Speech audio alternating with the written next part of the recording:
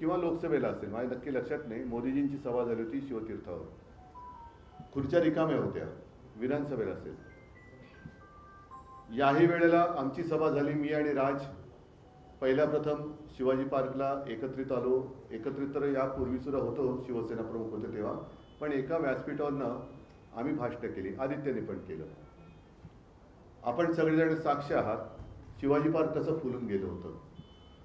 त्याच्या दुसऱ्या दिवशी सगळी जी काय खुर्च्यांची गर्दी होती, ती गर्दी, त्या गर्दीचा प्रतिसाद म्हणजे आमच्याकडे गर्दी जमते पण मतदान होत नाही, पण त्यांच्याकडे खुर्च्या मतदान करू शकतात हे पहिल्या प्रथम आम्हाला कळलं. रिकाम्या खुर्च्या मतदान कशा करू शकतात, हा एक न सुटलेलं उलगडलेलं कोड आहे.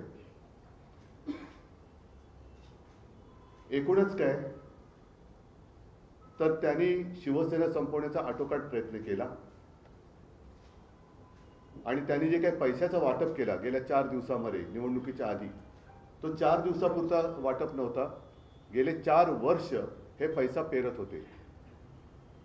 आमचे जे काही निवडून आलेले नगरसेवक होते, मी मुंबईपुरतं जर बोलायचं झालं तर जवळपास अर्धे अधिक नगरसेवक त्यांनी त्यांच्या गळाला लावले होते. ते आता गाळाला गेले.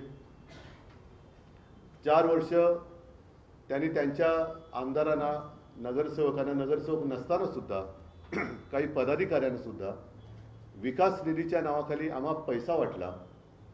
अगदी निवडणुकीच्या तोंडावर सुद्धा प्रेशर कुकर असेल, मिक्सर असेल, साड्या असेल, म्हणजे प्रचंड तिकडे हा परवा कालचा का परवाचा लोकसत्तेचा अग्रलेख चांगला आहे.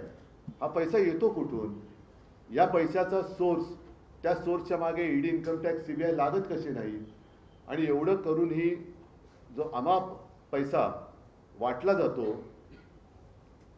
मग साधारणतः 2015 साली काळा पैसा नाहीसा व्हावा, गैरव्यवहार थांबावा म्हणून आपल्या मोदीजींनी जी नोटबंदी केली होती, ती नोटबंदी अयशस्वी झाली का, याचं उत्तर सुद्धा हे कोणतरी शोधलं पाहिजे.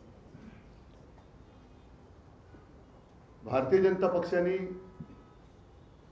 कागदावरती शिवसेना संपवली असेल, पण जमिनीवरची शिवसेना ते संपवू शकत नाही. हे कालच्या मुंबईच्या महापालिकेच्या निवडणुकीने आणि इतरही जिथे जिथे शिवसेनेला मतदान केले त्या मतदारांनी दाखवून दिलेले आहे. थोडक्यामध्ये शिवसेना कागदावर संपवली असेल पण जमिनीवरची संपू शकत नाही. आणि भारतीय जनता पक्ष हा पक्ष कागदावरती आहे पण जमिनीवरती नाहीये. कारण तो जर का जमिनीवरती असता तर त्यांना पक्ष फोडावे लागले नसते, त्यांना पुसली जाणारी शाई वापरावी लागली नसती, यंत्रणेचा दुरुपयोग करावा लागला नसता, नियम बदलावे लागले नसते. आणि आज देखील जे साधे साधे शिवसैनिक, अगदी महिला पुरुष निवडून आलेले आहेत, ते साधे आहेत. प्रचंड पैशाच्या धबधब्यासमोर निष्ठा कशी ताठमानेने लढू शकते आणि जिंकू शकते हे या शिवसैनिकांनी दाखवलेलं आहे. मी सर्व मुंबईकरांना खास धन्यवाद देतो. मला मुंबईकरांकडनं आणखीन अपेक्षा नक्कीच होती, कारण ज्या काही 25 वर्षात जी काही आम्ही सेवा केली, ज्या काही सुधारणा केल्या, त्या सुधारणा आम्ही सर्वांसमोर ठेवलेल्या होत्याच. कोविड काळात जे काही